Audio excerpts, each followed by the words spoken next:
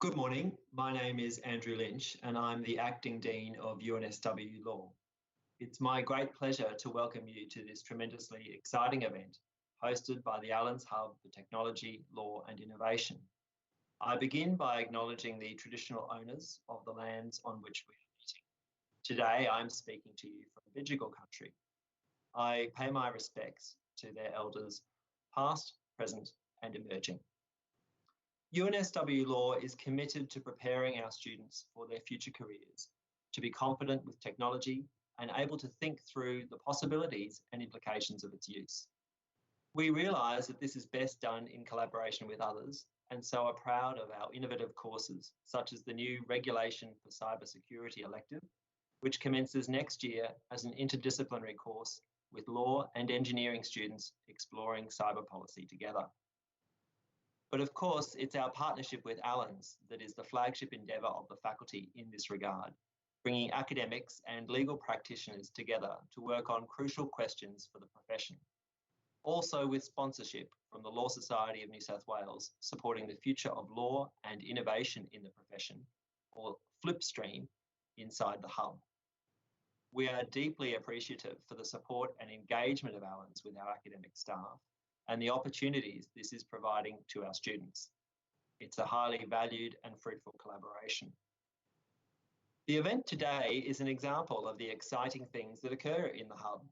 Here bringing Professor Frank Pasquale, one of the leading thinkers about the implications of artificial intelligence, the importance of making deliberate choices about the world in which we live, and the role for law to play in addressing these complex questions. While we're sad to not be able to welcome Frank in person to Sydney, we're nevertheless excited to be bringing him at least to an Australian time zone and to this audience. I will now hand over to Anna Collier, a partner at Allens in Melbourne and the head of innovation at that firm. Anna cannot join us live today, unfortunately, due to a clash, but she has kindly pre-recorded her introduction of our guest speaker today. Let's hear from her now before the address from Frank, followed by a Q&A hosted by Professor Lyria Bennett-Moses, the Director of the Allens Hub. Thank you. Hi, my name is Anna Collier. I'm a partner and the Head of Innovation at Allens. I'm sorry I can't be part of the live webinar today, but the silver lining of COVID is that it's taught us to do lots of things remotely and virtually, and so I'm really happy to still be involved through this video. I'll absolutely be looking forward to watching the recording of the lecture as soon as I can. I'd like to thank Andrew Lynch, Acting Dean of Law at UNSW, for his introduction. At Allens, we're delighted to be involved with the Allens Hub for Technology, Law and Innovation. As the world's changing so quickly, technological advances give rise to amazing opportunities for innovation, but they also give rise to really complex issues. And the work that the Hub is doing is making a fantastic contribution towards consideration of those issues. We really like the opportunity to connect that work in with our clients who are experiencing all of that change in their day-to-day existence. One of the new research streams that I'm really excited about is looking at green tech and the way in which the regulatory environment might help or hinder green tech as it goes about tackling climate change. So that brings us to the topic for today. When I first read the synopsis, it made me think of questions that I was asked when I was first appointed Head of Innovation at Allens. Law students and junior lawyers would often ask me whether I thought that robots would take their jobs. The way we see technology at Allens is that it helps us to do our jobs better and actually can also make our jobs more enjoyable. So I'll be really fascinated to hear today about the way in which the regulatory regime can help create an inclusive paradigm as artificial intelligence continues to evolve in its sophistication. We're incredibly lucky to have Professor Frank Pasquale to give us the lecture today. Professor Pasquale is a recognised world thought leader on these issues. In addition to his many distinguished academic posts, Professor Pasquale advises governments around the globe and is the author of a best-selling book, The Black Box Society. Today he's actually going to be talking to us about the subject matter of his new book, The New Law of Robotics. I really hope that you all enjoy the lecture today, and I'm delighted to hand over to Professor Pasquale. Thank you. Thanks so much to Anna, to Andrew, to Lyria, to the terrific group at UNSW I had the distinct pleasure to visit in person a few years ago and had one of the more memorable discussions of some of my work with an interdisciplinary group of scholars at UNSW from the law school, from computer science, from the social sciences. And it's with that sort of goodwill and good memories that I come to you today to give a book launch and to sort of talk about the new book, New Laws of Robotics. And I realize that this has not been, it's not out of embargo yet. It is out in the shipping warehouses and sort of spirited away on the cloud in its Kindle and other electronic ebook forms. But what I hope to do today is to give you a sense of what the book is addressing, particularly looking at the idea of AI for inclusive prosperity, and then to have a larger discussion. And one of the things that I think is really critical about bringing a book to the world is learning about the next project and about what I could have done better with this one and where I should look in the future as we try to apply some of the ideas from New Laws of Robotics. In thinking about New Laws of Robotics, I was really inspired by and wanted to respond to a number of works in what I call automation discourse. There are a lot of books out there, for example, The Master Algorithm by Pedro Domingos, The Age of Spiritual Machines by Ray Kurzweil, Rise of the Robots by Martin Ford, which give us a certain vision of the future, which is dominated by technology, that essentially lays out a future where if you are doing something that can be watched by a robot, or it could be watched by a surveillance system, and that they can sort of code the surveillance system and machinery to imitate you, that you can be replaced, right? We can imagine that very vividly.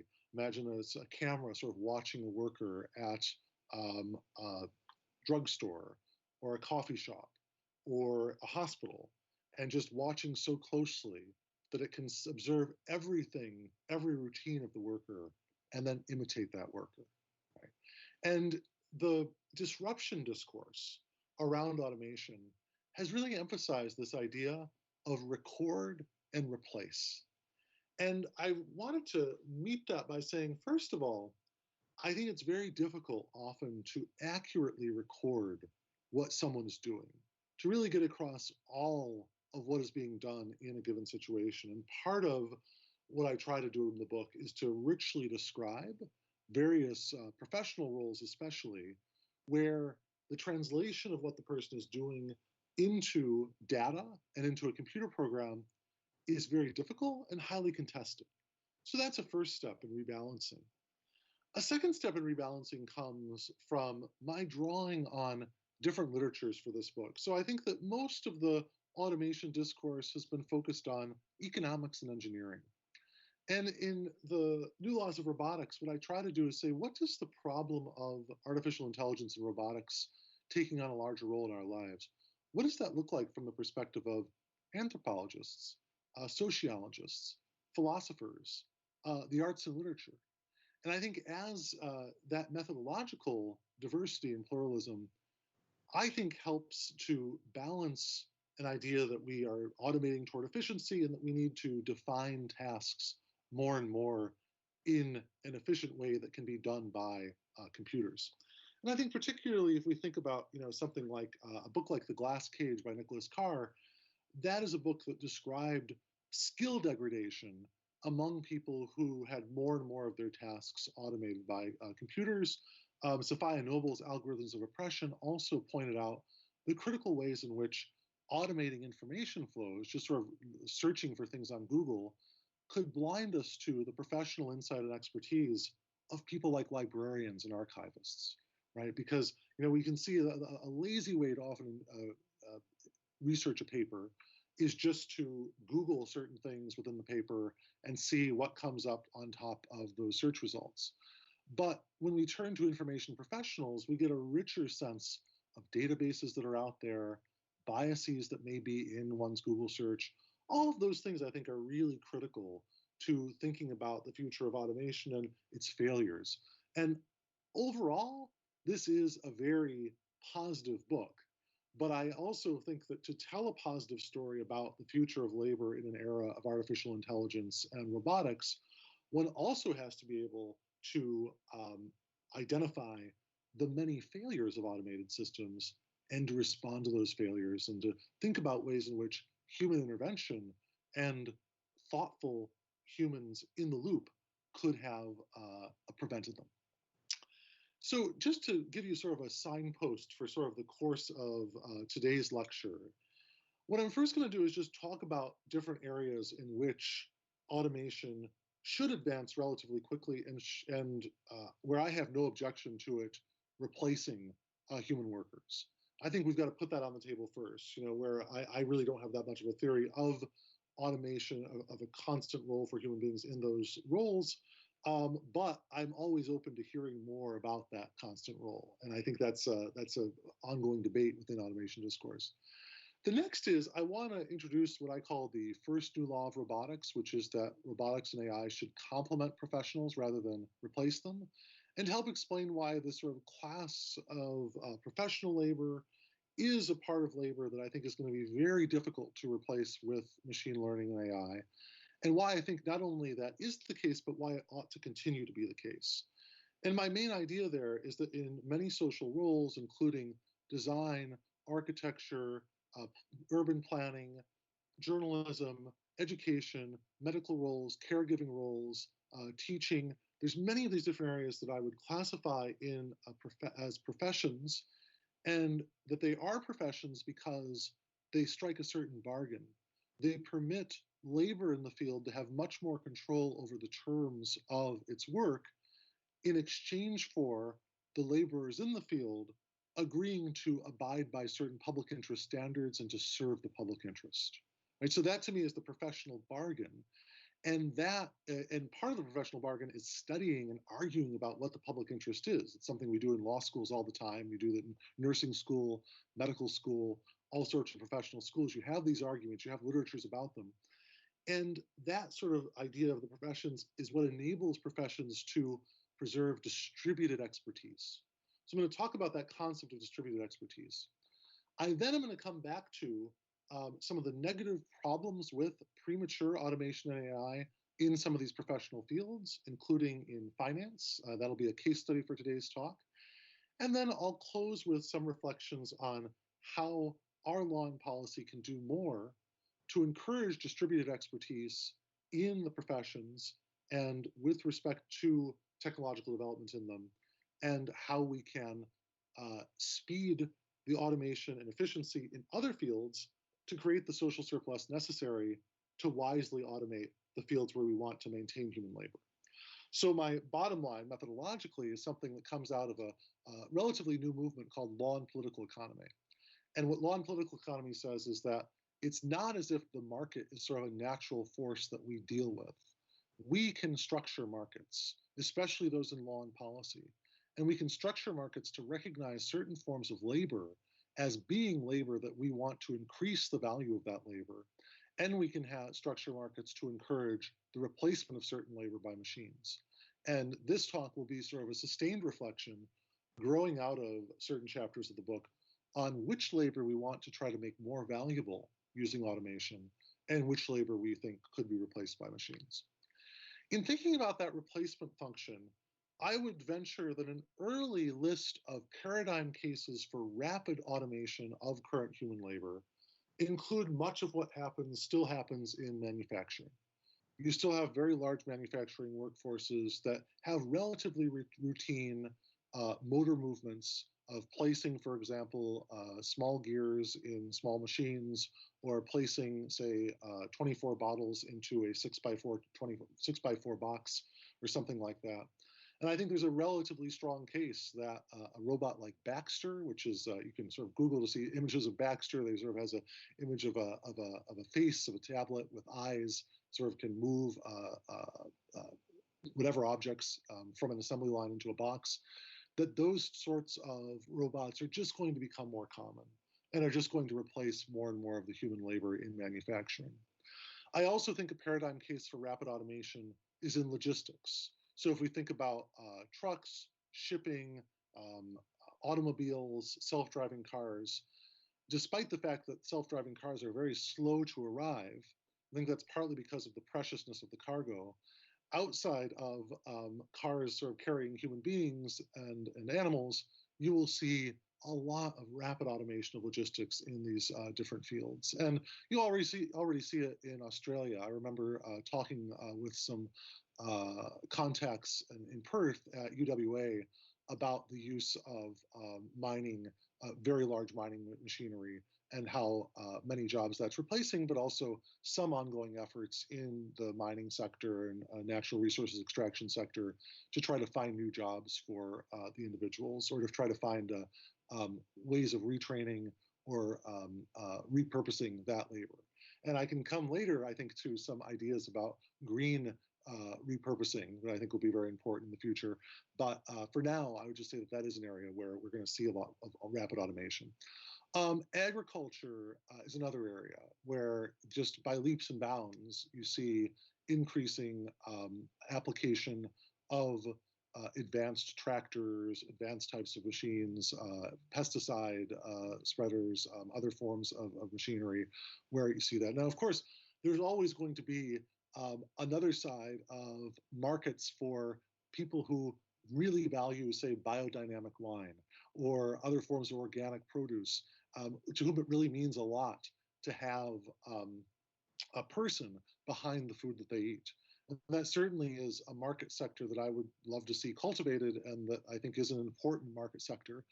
I just balance that awareness of the artisanal and slow food movement with an appreciation of sort of the imperative of feeding a growing planet, especially in the wake of climate change. And I think there is going to be a lot of emphasis on agricultural AI there. And even in areas also during the pandemic, medical testing, medical cleaning, janitorial services, cleaning services, particularly these areas of difficult, dirty, and dangerous work, especially physically difficult work, where we want to liberate individuals from that work and set them on a path toward, I think, other forms of human labor that might be either less draining and arduous. Certainly I've talked to orderlies at hospitals that have very bad back problems from lifting people, and when you have a robot like the Japanese Robear that can actually lift people, it's sort of a robot shaped like a bear that lifts people out of bed. Those sorts of things are really compelling applications of AI to help avoid human injury, human exposure to deadly diseases, human exposure to elements, mining, pneumonosilicosis from coal. All those things I think are very important. However, now those ideas about the future of AI and automation and sort of how law through the tax policy, research and development, investment policy could encourage them, those are relatively long-standing. What happened over the past 10 years is that you had increasing emphasis in the community of researchers within AI and robotics to say that it was not only jobs in these more physical sectors involving physical work, but mental work was becoming automated. And the paradigm case for many people who felt that the automation of mental work could happen was first in law, a lot of emphasis on discovery being done automatically, and hope that briefs would be written automatically, that you could just have a computer look at the entire corpus of millions of briefs or millions of legal documents that have been submitted over decades, and it could just sort of automatically put out a brief. And also in medicine, an argument that to the extent that a specialty was focused on pattern recognition, that the specialty could be replaced by a machine. So, for example, there in dermatology or radiology, the idea that that it just all boiled down to deciding whether a mole on a person's hand was cancerous or not, and that even the best dermatologist could not match a machine learning program that could match up the mole on your hand to 30 million moles that were declared safe and 5 million moles that were declared cancerous. Okay, and that makes sense. That makes a lot of sense that you would have that sort of technology being extremely good at narrow pattern matching tasks. But the problem then comes, let's say that I do have a mechanical or AI dermatology app that identifies a mole on my hand as being cancerous or a melanoma. What do I do next, right? Now, you could say, well, next there's going to be the surgical AI that will take that out. But what's strange there is that if you talk to a lot of doctors that do robotic surgeries, what they're dealing with is actually not a robotic surgeon, but something that's better described as a robotically assistive surgical device, or an RASD. And the RASD is being guided at all times by a surgeon operating a console. So whereas the surgeon used to have their hand within the person's body to do the certain types of cutting or manipulation that would be done by the surgeon, now they're manipulating tiny scalpels, graspers, hooks, plier type appliances with a computer console, almost like a video game, right? And in talking to some of the surgeons that did this, I asked, well, do you think that the console is ever going to replace you? And there was really a sense that this was just so far off in the future. And I would ask them, well, what about your children? Would you still tell your kids to try to become a surgeon? And they said, yeah, absolutely. Because they just sort of felt it was so far off in the future that you would have AI and robotics that would be capable of the haptic sort of touch interface and other interfaces that were necessary to that surgery. And to come back, so now we have the question of what to do about the mole. Perhaps the question of mole extraction might be something that would be far more amenable to say a robotic intervention than the surgery, or when we think about general surgery or particular types of, say, prostate surgery is not a very popular area for robotically assisted surgical devices. But you've still got that sort of decision to be made on a more cognitive and conversational level between the doctor and the patient about what to do about the mole, right? What to do about the melanoma once it is identified. And that is something where that sort of conversational give and take, that filtering of an existing mass of literature to a person who's relying on a professional to give advice, I think that is an extremely hard thing to automate.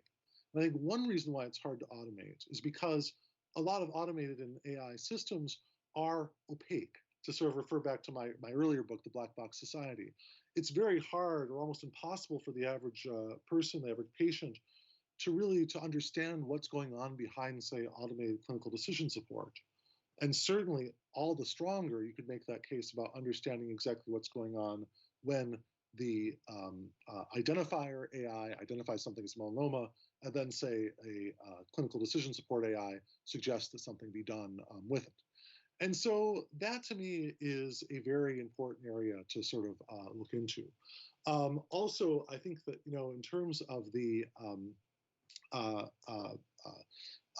different types of AI that we could think about in the medical context, I think that the bringing together and bringing in the doctor's perspective is really critical to having people understand exactly what is going on with respect to the diversity of approaches to a given problem. So that, I think, is another issue that we really have to pay attention to, is that there often are many ways of dealing with a medical problem. And could we trust a computer system either to give us one answer or to give us a ranked list of answers, or would we want someone sort of intervening in between us and the computer system? And so I think that is an interesting issue. I mean, one other interesting issue that I just think is so interesting in the context of just being reflexive about all of this is failures within medical systems, or failures within automated systems, that we should emphasize as well. I mean, one reason I'm sort of speaking more, I'm not speaking from slides, is because I tried to email them, but they were too big for the email system at UNSW. And so, one of the issues there is that, what happens when there's, say, a medical image that's just too big for a system, right? I mean, I tried to email, but it just bounced back twice. And so, there we go. So, and I think that sort of just and you've probably experienced this every day with respect to autocorrect, right? I mean, you might have autocorrect on your phone, and yet you sort of like look at the phone and you retype something many, many times, and yet it still keeps autocorrecting to something you don't want it to autocorrect to. And I'm not saying that we will be living in a world where autocorrect will always be wrong, or in a world where enterprise email systems automatically reject attachments despite the fact that someone has emailed that enterprise system over years. But I think we do have to sort of really pay attention to these failures as yet another reason why we have two pilots in the plane, and we have often a doctor sort of intermediating between a patient and the technology. And that, I think, is a very interesting sort of area to think about in terms of this sort of controversy. And I think that the pilot in the plane is such an interesting area where there could be so much more efficiency in terms of saying, look, it's almost all run by autopilot anyway. So why not have just one pilot? We could save so much money and distribute so much money back to people on planes, and yet we still somehow not only want to have a pilot in the plane, but also want to have two pilots in the plane, just on the off chance that one of the pilots has a sudden, say, stroke or heart attack and is incapacitated. And not only that, but in the US for a long time, there was a rule that said that you couldn't have pilots over 60 because of the greater risk just of having someone over 60 incapacitated. So these are, I think, really important questions that limit the scope and pace of automation in professional fields. Is this sort of an issue in terms of medicine being, in general, more than pattern recognition, stimulus, and response, and also our need for human fail-safes given the fragility and infirmities of some automated systems. Also, in terms of thinking about new laws of robotics, I've sort of focused so far on the first new law of robotics I mentioned in my book, sort of the idea of complementarity, of seeking intelligence augmentation rather than mere artificial intelligence in professions. There's another thing that's complementary to that, that's my second new law of robotics, that says that robotics and AI should not counterfeit humanity. Okay, and that, I think, is a really interesting idea in terms of counterfeiting humanity. I'm worried that a lot of emphasis in AI and robotics is on the simulation of persons rather than helping persons do tasks better. And I'd particularly focus on, the Turing test is a classic example of that, where that was sort of set out to be an early test of AI. I think it really has set us on the wrong path. And I also see that in, for example, the research field of affective computing, where there's an effort to teach or train computers to act more like people, to sort of express sympathy. If the computer has to tell you that it can't allow you to have a certain license or to make a certain trip, that it sort of show a sad face or show an animated figure that has a sad face on it or something like that. I think that all of those sorts of innovations, they are on some level trying to make the world easier for us to navigate through by luring us into the false sense of security that an automated system has the same types of feelings of frustration or anger or sadness or happiness or joy that we do. But I think it's ultimately counterfeiting humanity. And one of the things that I would sort of use that law as an example of why we need to have an ongoing human role in so many of the professions that the book talks about is because you can imagine, for example, an AI system generating something that Roberto Simonowski has called the death algorithm. Okay, and the death algorithm is sort of a prediction of how long someone in intensive care is going to live. All right, and that's something that is a highly valued algorithm among some healthcare systems, to be able to have a huge amount of data from a person in the intensive care unit, their dialysis machine, their ventilator, their other forms of monitoring that occur with respect to them, heart rate, even EEG, EKG, et cetera.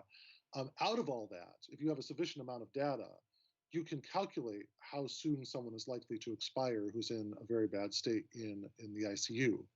And that is valuable information for internists and other doctors in an intensive care unit to know when they're making difficult decisions in terms of recommendations for end-of-life care.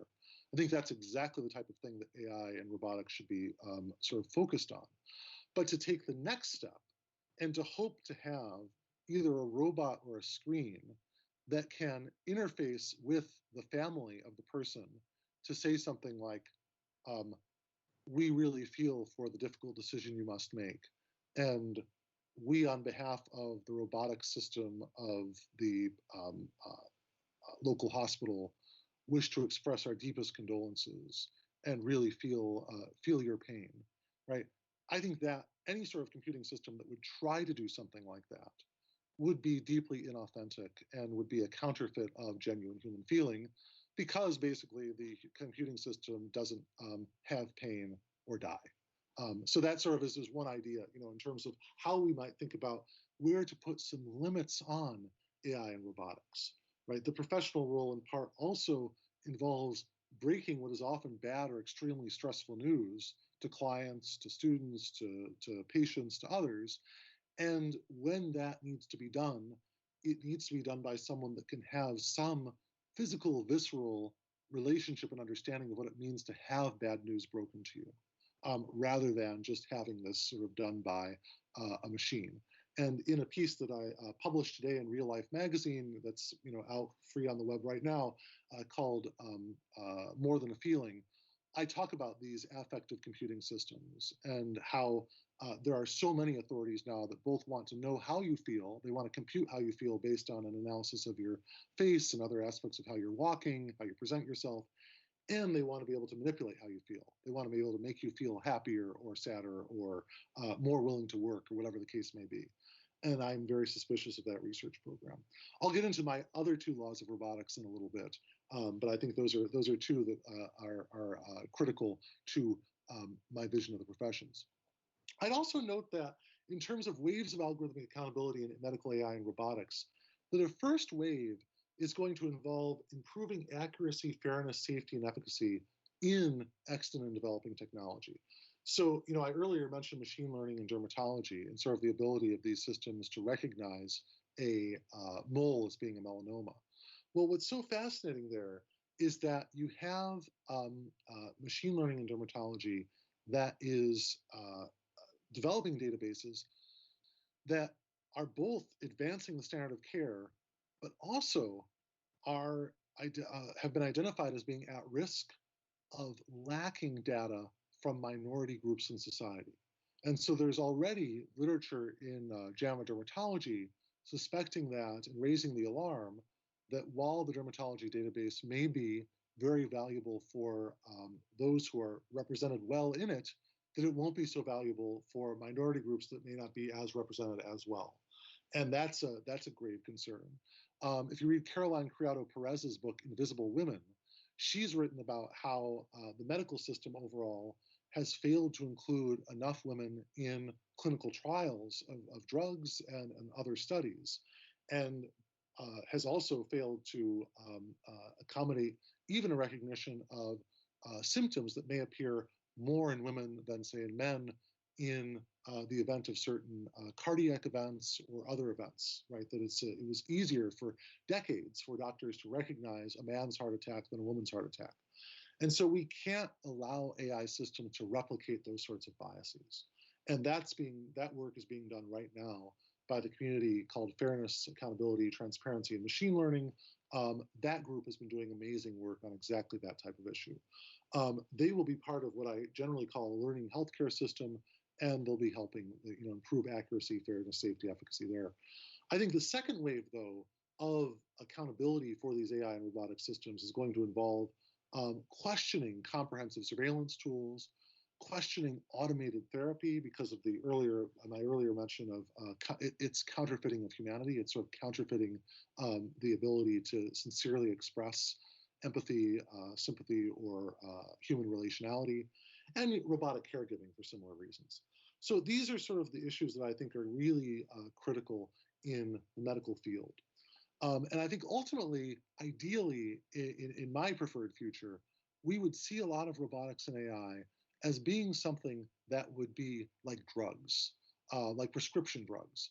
We don't necessarily, even though there are many prescription drugs that can do amazing things for people, we don't have those prescription drugs and then just say, oh, well, now people don't need doctors anymore. They can just go out and buy whatever the drug may be. We usually require, with respect to these prescription drugs, a doctor to intervene between the patient and the drug to decide, whether the condition warrants the drug or not, and to warn the person about the type of bad consequences that can occur if the drug is taken.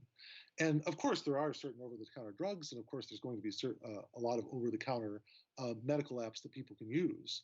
Just the U.S. distinction in U.S. law at the FDA is called general health and wellness apps. Those, we're not trying to regulate. We're not trying to say that those are. They're certainly not trying to regulate them very aggressively at all. But there's going to be a wide range of apps where we really want to have oversight. And just to give one example from the US context was that there was a melanoma detector that was sort of out there in the Apple App Store, and the Federal Trade Commission investigated and found that there was really no substantiation of its ability to find melanoma. So we don't want a world, I think, where people can just sort of download these apps for $2 a piece, not have any validation of them, and then be sort of falsely reassured. And also, we don't want them to be falsely alarmed and then rushing off to a dermatologist to get a mole cut out, only to find that their app was not accurate. So those sorts of things I think are going to be really critical, is that intermediation, both regulatory and professional, between what's now often a wild west of technology and the patient, client, et cetera. Turning to education, I'll speak about education briefly because but we can definitely go over it more in the Q&A. I think that in education there are also different types of robotics deployment emphasizing either a replacement of or a complementarity to teachers. So you can have, for example, there's a wonderful little robot called a DragonBot that kids can use, and they can sort of insert a mobile phone into the face of a stuffed animal, and the DragonBot will just sort of ask various questions of the students and say, oh, could you show me how to draw this? Could you write a letter for me? Could you do these various things? And to me, the sort of relationship of the child to the DragonBot, is just a step beyond or above, say, your normal sort of playing with toys, right?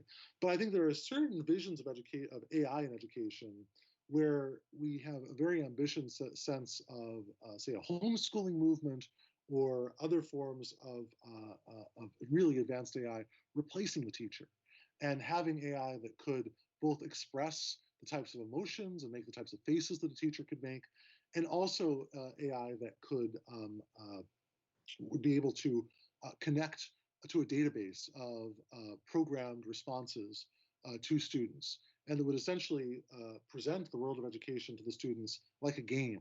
You could eventually try to win the game by sort of doing all the tasks asked of by the teacher. And I think that that is a worrisome overextension of computing. I think that Neil Selwyn has a wonderful book called, Should Robots Be Teachers? And I think largely concludes that this could be, there are many bumps along the road. And I just want to emphasize and sort of redouble that sort of message in saying that I think that in order for a robot really to take on all the roles of a teacher, it would have to counterfeit humanity in certain important ways, that it would have to fake having certain emotional responses and identifications with students that would be ultimately not fairly expressive of the true affordances of something that's existing in silico, in machine form, as opposed to in our embodied flesh and blood form. I also wanted to know, about journalism. I think that journalism is another area where I would propose that journalism is where we've seen the fastest and most rapid adoption of artificial intelligence and automation.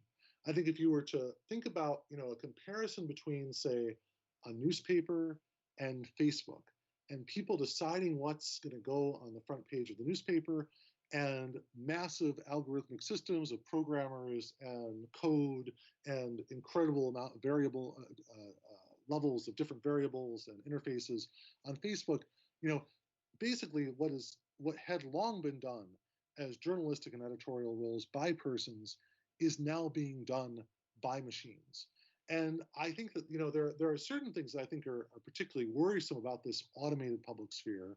One being that, with AI and journalism, there's a proliferation of bots. And that, again, is sort of a fakery that can really diminish the ability of a public sphere like Facebook, Twitter, even YouTube comments from being accurate reflections of real human responses. But I think what's also really troubling is just the idea that we have too many individuals in high-tech firms, Silicon Valley, or also the tech giants of China, that are trying to rely on automated systems to flag, say, fake content, to flag dangerous content, that are just failing at the task because they're not investing enough in the human expertise necessary to do it well.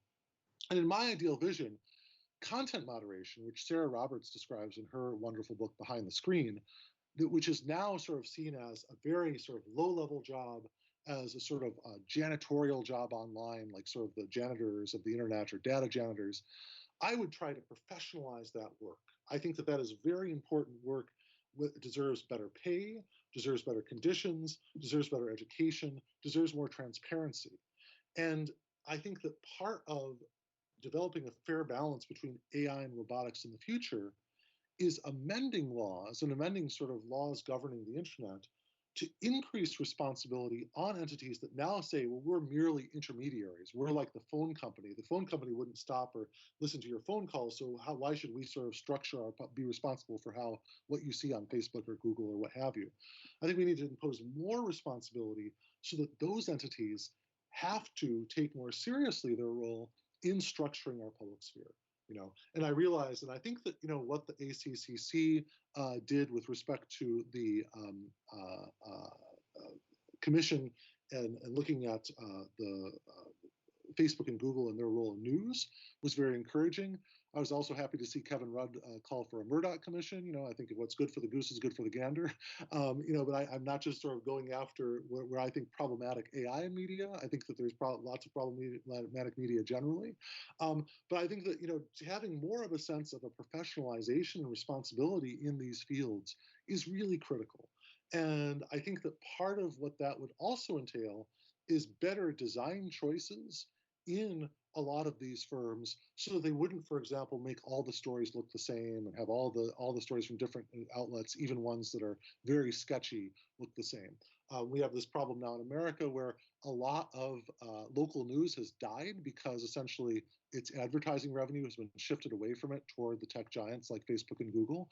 And in its place, many right-wing foundations and other entities are seeding a whole alternative local news ecosystem, right?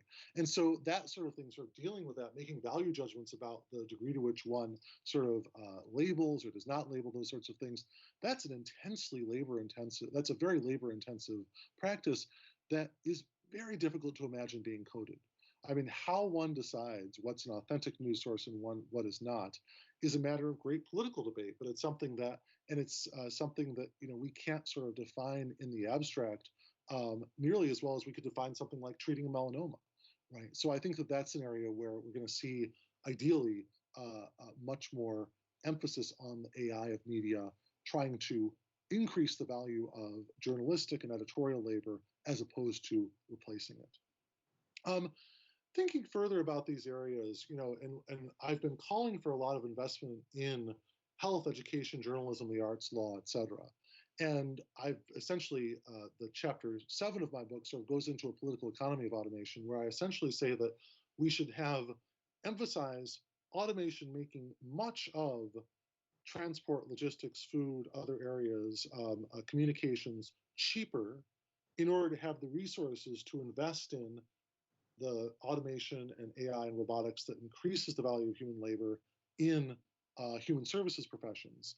And I believe that's important because I think it's critical to the co-governance of technological diffusion in areas where human beings are being ranked, rated, evaluated, sorted, interfaced with by other human beings. I think that that's a routinized or robotic approach to these human services fields doesn't really respect the dignity of the reader, the client, the patient, the student, the viewer. I think that really part of dignity involves having a human touch there to sort of be an interface between a vast, often unregulated and opaque technological system and an individual confronting it. Now, of course, that's not a popular opinion among many others. There's a roboticist who I quote, who's quoted in Nature saying, he was asked about the black box AI systems, about AI systems that are non-explainable and that do not sort of give results that can be parsed in humanly relatable terms. he was asked about this new movement toward explainable AI and whether we should emphasize that in the future. And he responded, I think that we are definitely losing ground to the algorithms. Computers have greatest difficulty to explaining things to us, and quote, at some point, it's like explaining Shakespeare to a dog. Okay? And so I think that, part of the future of thinking through the nature of expertise and professions overall is, do we want one profession to sort of be entrusted with the ability to watch, record, and replace everyone else, which would be the most expansive view of artificial general intelligence, right? That you'd have one sort of AI, one master algorithm, in Pedro Domingos's term, that could watch all the lawyers and all the doctors and all of the teachers and everyone who's doing journalism and all the other functions, and sort of eventually replace them all. I don't think that's a great vision for future technological progress. I think ultimately we need to have distributed expertise that involves cooperation among experts in computer science and AI and domain experts in other fields, but not sort of a generalized coordination of society on terms of AI and robotics sort of replacing individuals in all those fields. One last example that I'll give of sort of the importance here of the human touch is in finance, because that's another area where AI and robotics have really been fastest to enter and to replace a huge amount of human labor. And particularly, for example, in algorithmic lending, where before you might have had, say, credit determination based on an objective list of characteristics of the borrower, and then the lender makes a decision. Now you might have, with alternative credit scoring, literally thousands or tens of thousands of data points on an individual. And then the system makes a loan, and then it sort of has to decide whether the loan was a success or not. And one thing I would ask about this type of scenario, when you have massive machine learning on these types of data sets, is imagine if you have someone that takes out, say, a 35% annual interest rate loan from a lender, from an online lender, and the person, call him Joe. Joe repays the loan, but he doesn't buy food for his children for a few days and he falls behind on his rent, but the lender is paid back in full and makes a profit. Is that going to be coded as success by a proprietary algorithm? I worry that essentially, if we don't have some intervention to stop these types of exploitative situations from being coded as successful, you're basically programming computers to do predatory lending.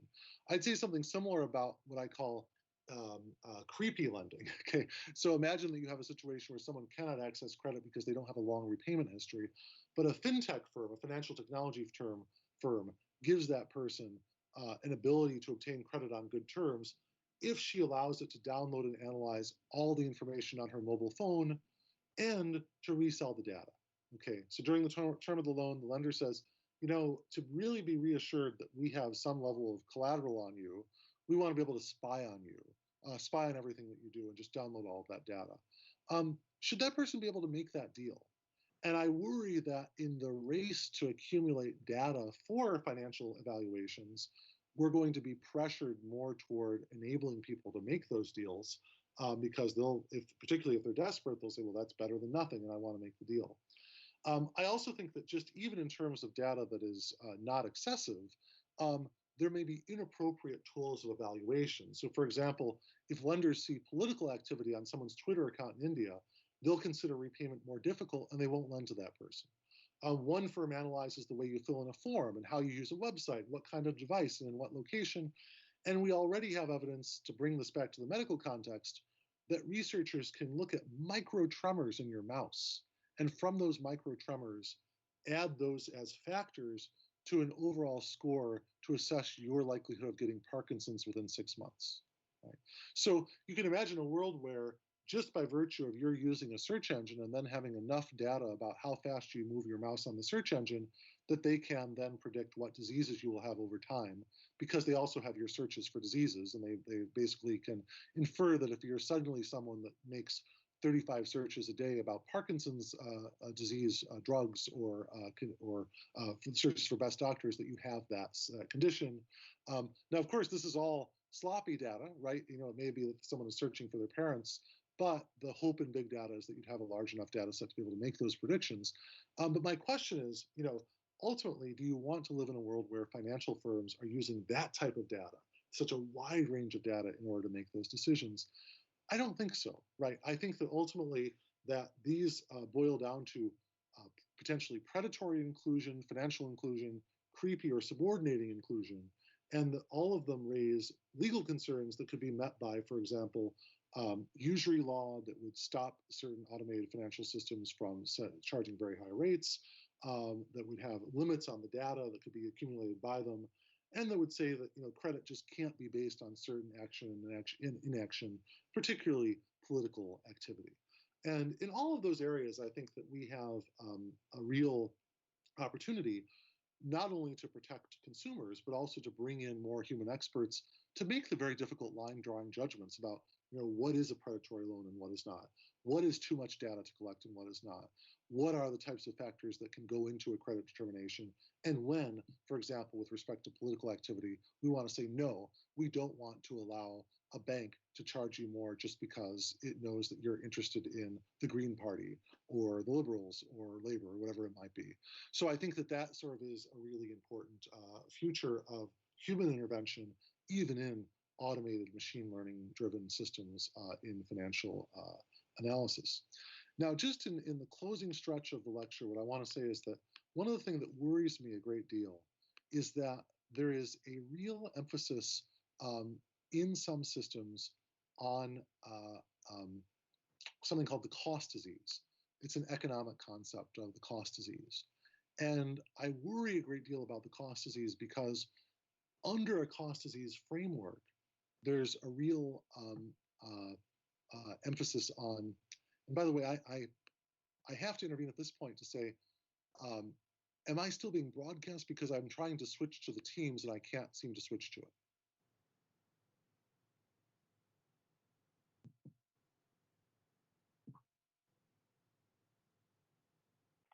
Sorry, Frank, what's the problem?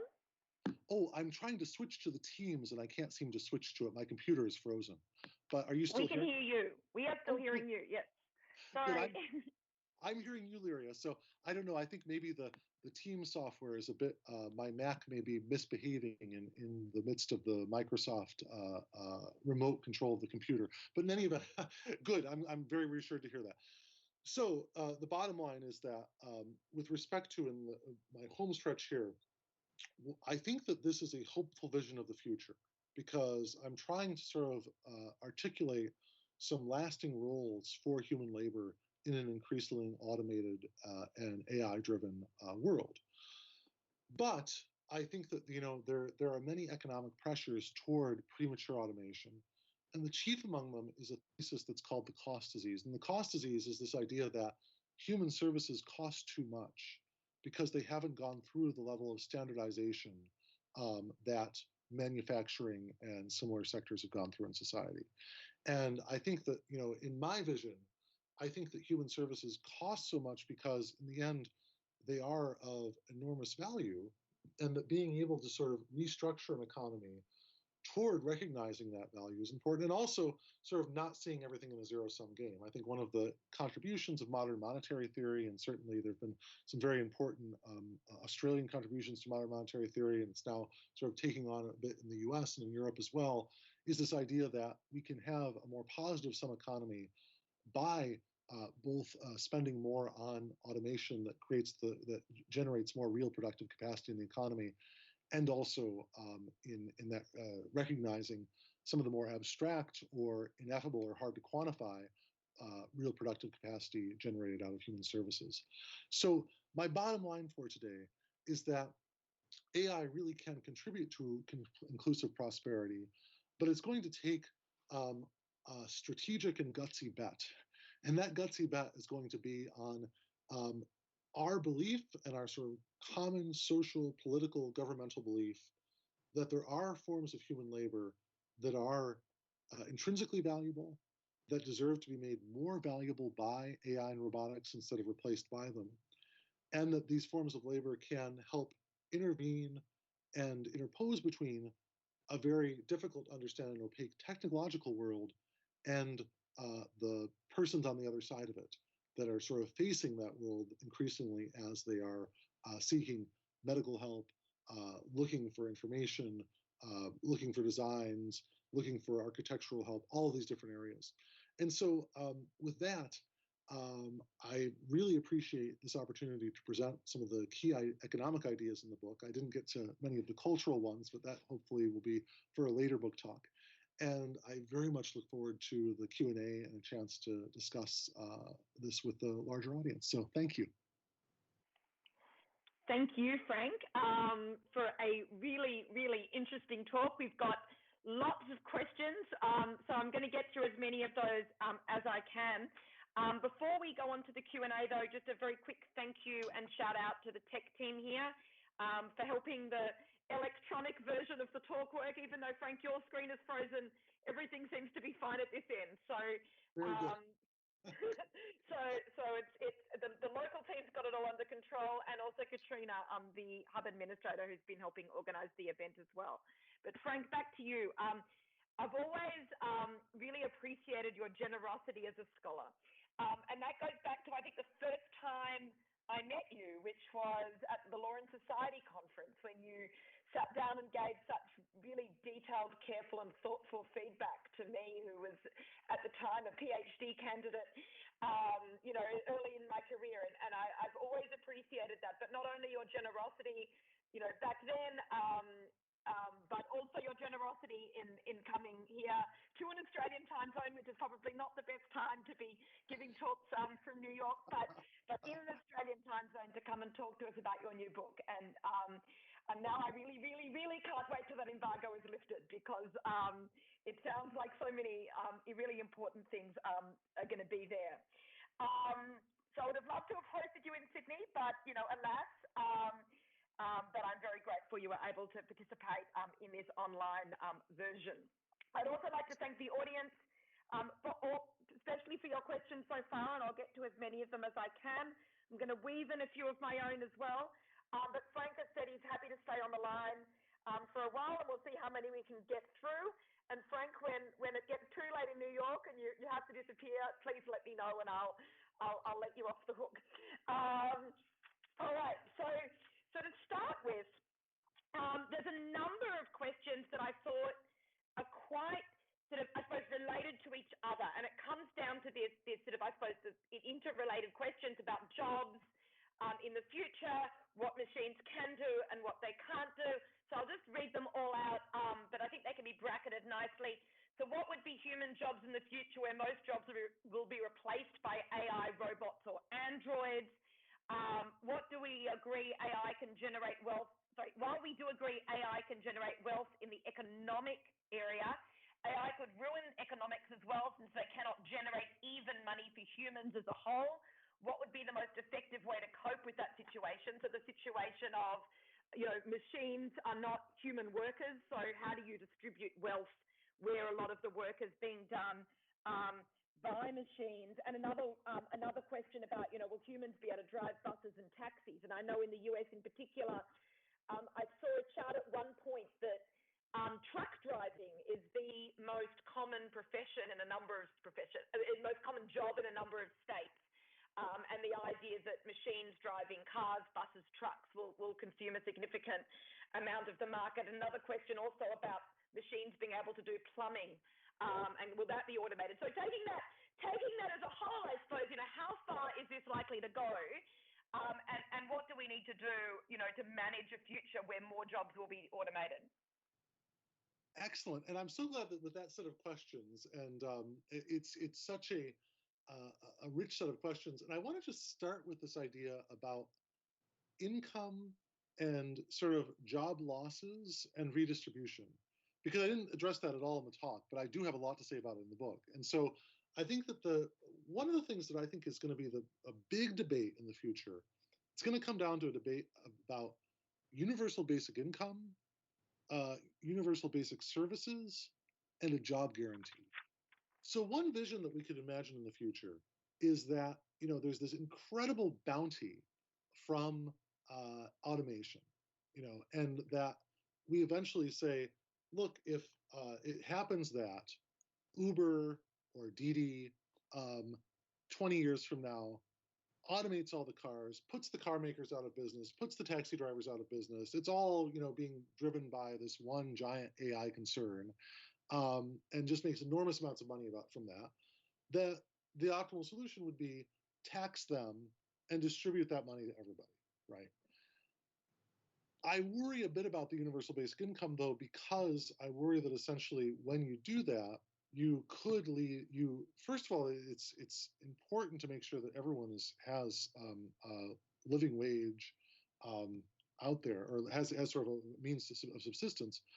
But the worry is that if it just goes out generally to everyone, it just raises prices, right? That's the concern, that if you just sort of redistribute without a notion of increasing the productive capacity of the economy, then you're sort of stuck, right? Now, of course, you could say, well, once the prices are raised, the market forces might lead prices to go down, et cetera. But there are some things, like, for example, prime real estate, where it's just hard to, or even good real estate at all, where it's hard to make more of it. It's hard to make more downtown real estate. Although I guess there are ways of changing the laws to allow for higher buildings, et cetera, but that changes the character. So it's interesting, So that's sort of one of those areas where there's universal basic income is out there. Universal basic services is another iteration that says, rather than just giving everyone money and then just letting the chips fall where they may to see if there's inflation or not, we try to ensure that everyone has access to healthcare, has access to a home, has certain basic things provided to them.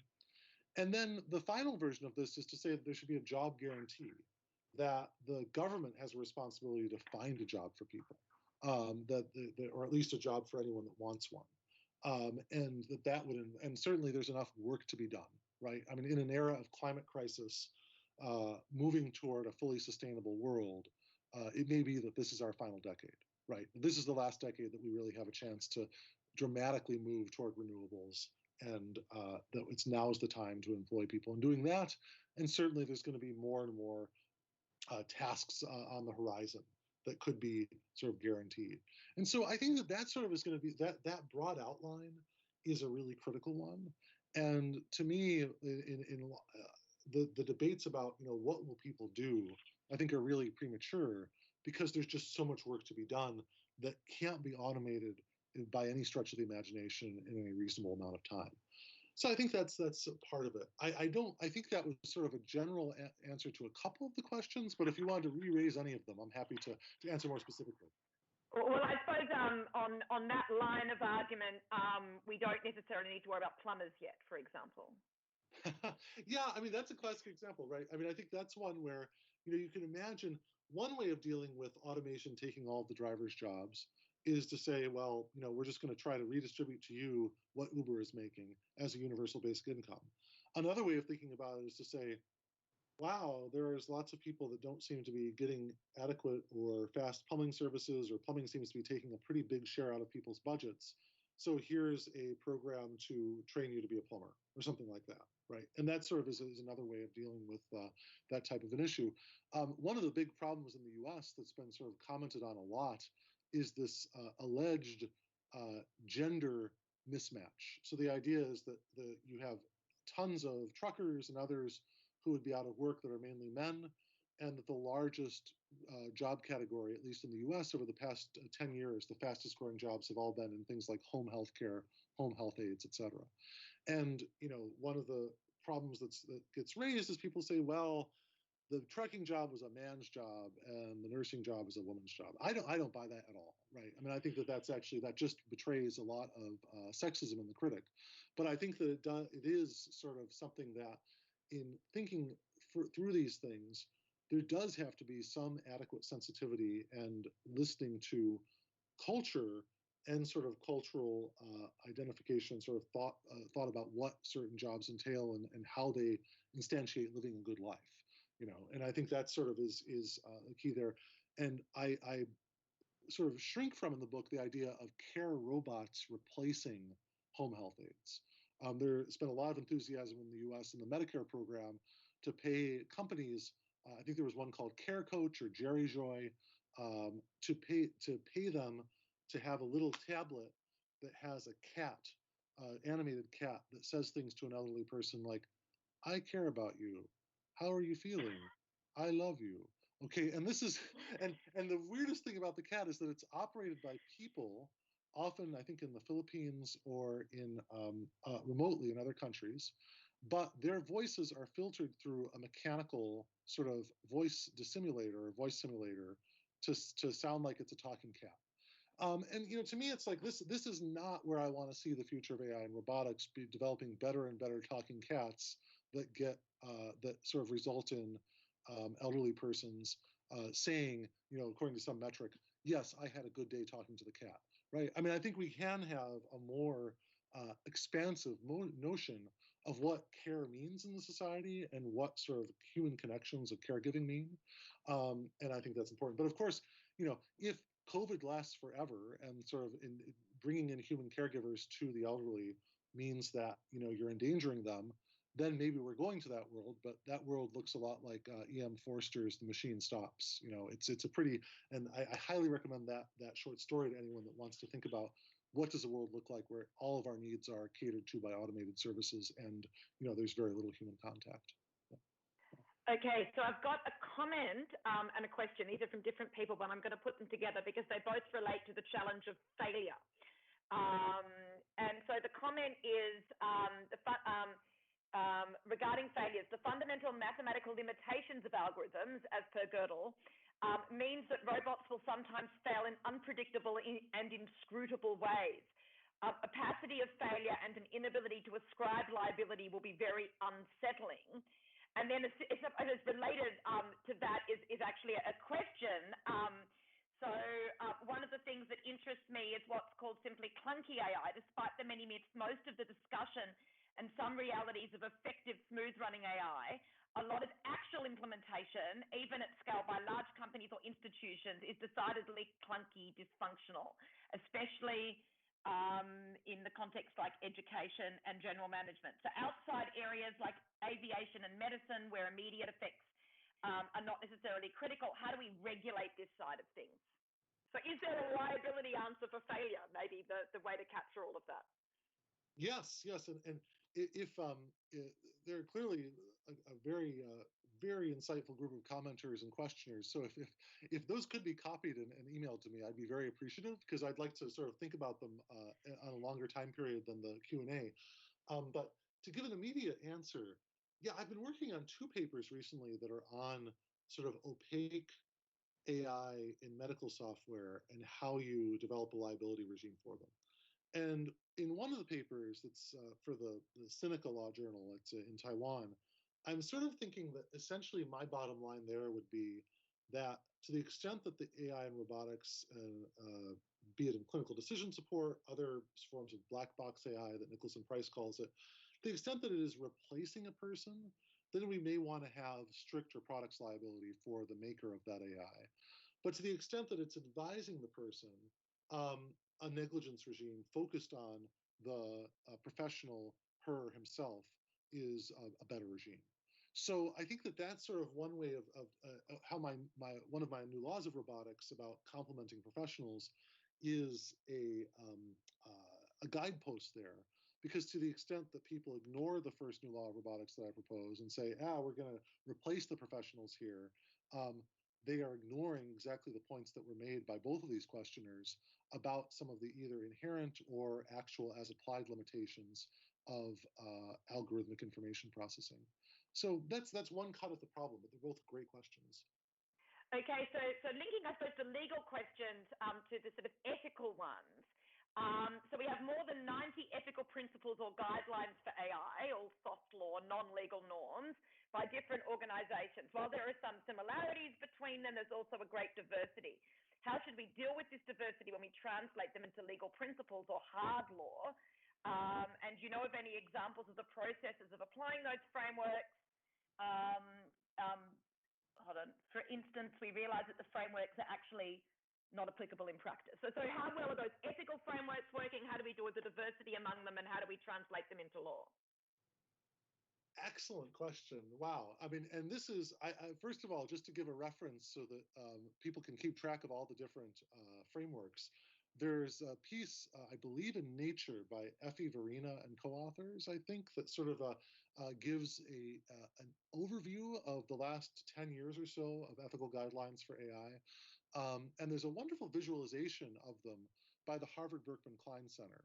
And it's like a wheel, and it shows 9 core principles, and then sort of all these instantiations of the principles that sort of are possible, like including transparency, trust, responsibility, attributability, all these different things.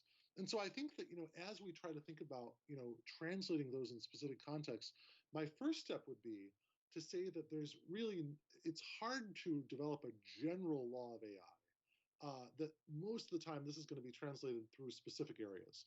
So you're going to have like a drug regulator translate some, and a finance regulator translate others, and education regulator translate others. So that's going to be a first step. And the AI Now Institute, I think, recommended that in their 2018 or 2019 end of year report. I think also what's critical is trying to get on the table potential conflicts between different ethical principles. I haven't read them all. I really admire the people that have read them all. But I think that trying to sort of get, and some of the conversations that I've had with Chinese scholars, or with those from the Chinese Academy of Social Sciences, on sort of the Beijing AI principles, and then comparing them to other EU principles or the UK EPSRC principles. It is interesting to sort of see how there might be very different long-term views about the proper development of AI and robotics behind them. So I think from a practical level of instantiating them and applying them, I would really emphasize referring them to specific domain areas.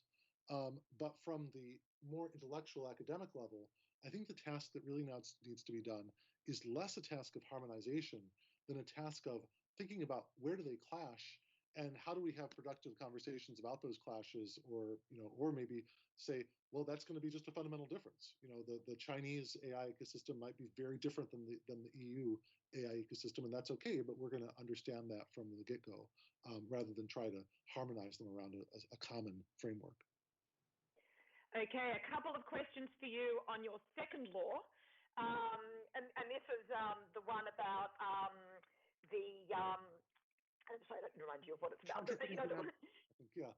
Yes, copying humanity. So one question is this: can we deal with that through existing laws? So in Australia, and I don't know the US equivalent, we have laws against misleading and deceptive conduct in trade or commerce. So you could say, at least in that context, when people use AI in ways that mislead or pretend it's a human, I'm thinking here of the where Siri calls up and makes a hair appointment for you, or whatever it was. That kind of tool where you're pretending to be a human, you're doing all the okay type conversational pieces, but you're not. Is there a role for those existing laws, or do we need to modify them? And then another question on the second rule is, doesn't the history of AI? I just have to get a power cord because my the power is running low. Sorry about that. Surely that should be automatically regulated by an AI that could do that for you. But anyway, I'm sorry. No, we're sorry. I'm sorry. The problem is my computer froze, and so the battery froze. So it says I have enough power, but I actually don't believe it because it froze at a certain level. So that's all. Well, I'm glad you anticipated that, Frank, and was able to step in as a safety critical moment. Okay, so the second question is, doesn't the history of AI and cybernetics suggest that when we think about complementary machine-human systems, the result is to rethink humans in terms of machines, often as symbolic information processors? How do we prevent that dynamic in the types of complementary systems you are advocating, or is that okay in certain contexts?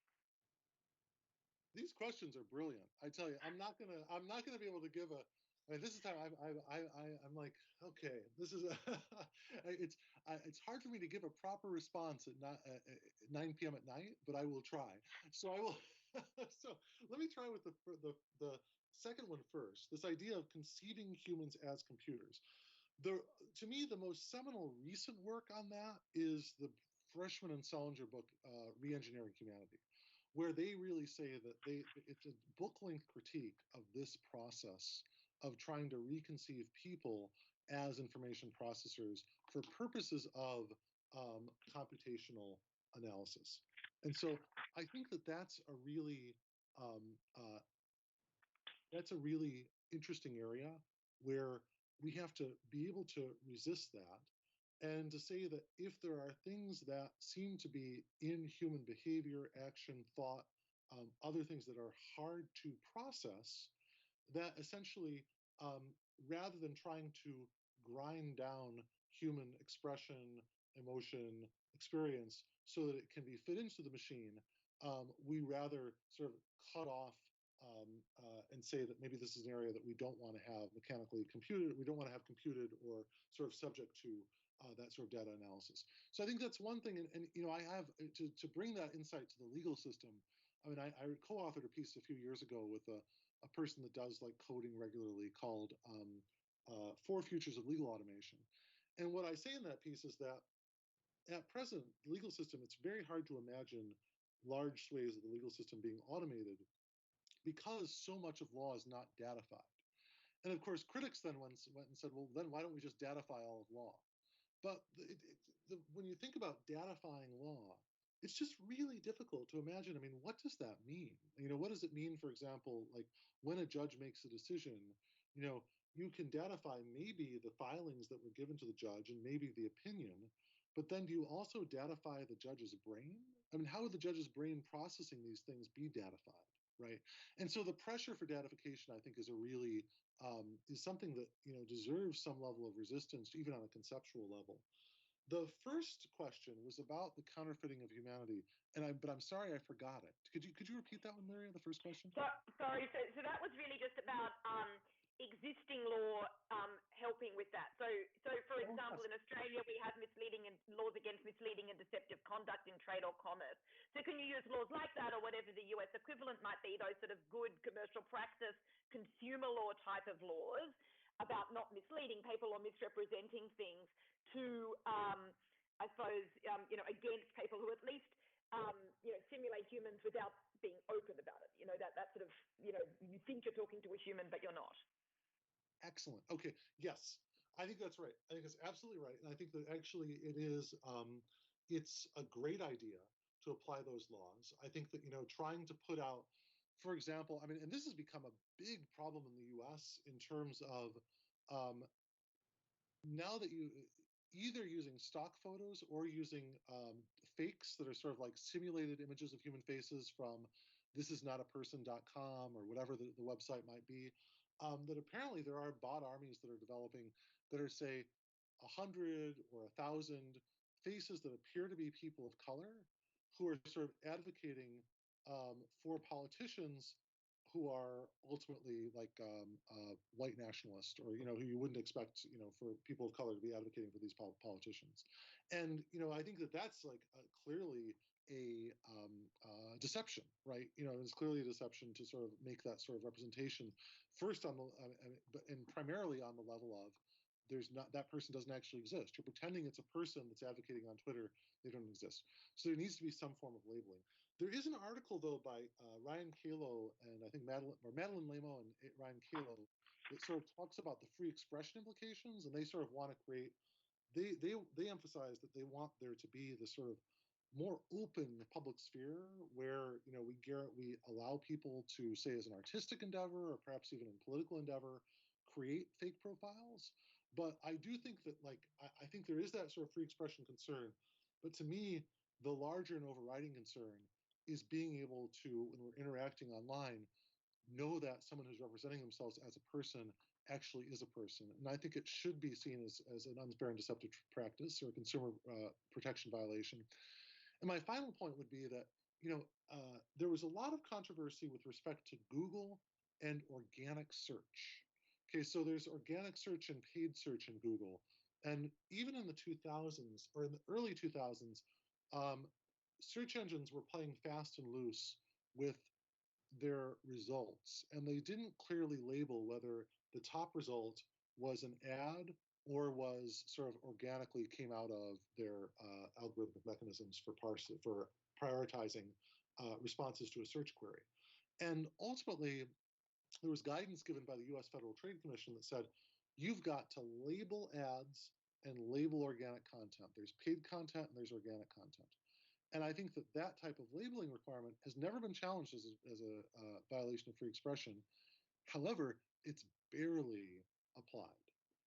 And I think in Europe, it's there's probably better application, but I would have to look at, like, does a Google page look different in Europe, Australia, and the US? But that may be an early test run to see. In America, I think it's failing because for the past several years, the distinction on US Google sites between paid Google ads and organic unpaid content, it's gotten lighter and lighter. There used to be color for the paid ads, like a bright color, and then white for the organic. And the brightness of the color on the paid has gotten lighter and lighter and lighter. And so my concern, I would love to compare now. You've given me a really good idea for a research project. Does Google do a better job of admitting to paid content in different jurisdictions? Or is it just a unitary experience around the world? And I think that that type of struggle is going to be, we're going to need to win struggles like that in order to win the later struggles to force bots to identify themselves as bots as opposed to people. Thank you. Before I move to the next question, we've had a number of people requesting the Frank Pasquale book reading list because you've mentioned a few books along the way. I imagine if we did have the benefit of your slides that have been on the slides, but would it be possible for you to email me the books, the top books that you recommend, and we can include a link to your own book there too, and perhaps we can put that on our website when we post the video of the event. Would that? Oh, I'd love to. I love recommending books, and yes, that'd be great. So yes, absolutely. All right, thank you so much. Next question. By the way, I'm front-ending the ones that are harder in a way, on the basis that your brain might deteriorate as the evening moves on in New York time. So we can these are perhaps the ones that sort of the more fundamental big picture ones. So many of the scenarios in your terrific talk involve switching humans out for non-humans, suggesting the boundaries between the two remain quite clear. What about the ethico-political status of those settings in which these boundaries are being blurred, where, say, assembly line surveillance renders human behavior necessarily more machine-like, or where human-non-human interaction in an AI system makes it really hard to locate exactly when and where a decision was taken, or the conditions for that decision were established, and by whom? What does responsible non-human complementing of human labor look like in these kinds of settings when the two are so entangled? Excellent. So yes, the question of, it's a really hard question. Yeah, to sort of think about, are there scenarios where there's almost this perfect unity? And I'm reminded actually of there's a book by P.W. Singer and August Cole called Ghost Fleet, and it imagines sort of a war between China and Russia and the U.S. And there's a character in it who sort of is like the ideal digital warrior. I think she's controlling a massive drone fleet, and it's clear that like she's almost like a cyborg. She's like sort of has been so. Her mind has been so sort of connected to what the drones are doing that it's sort of like it's not clear where they end and she begins in this sort of depiction. And I think that there are increasing numbers of situations where you're going to have this type of incredibly intense machine-human interaction, and yeah, then complementarity and the question of like who's in control is an interesting one. And certainly, the sort of post-humanist literature and the sort of cyborg literature out of, say, Donna Haraway and Brandati and others, that would certainly be literature that would like emphasize that perhaps we're evolving in a direction where these questions of ultimate human control are outdated. But I still think that there's a structure of work that can be encouraged. I guess I'm thinking more forward thinking. I'm thinking more forward thinking about automation policy and how do you structure work so that you're trying to think of the professional involved as having value, not merely economic value, but also political value as a co-governor of technological advance.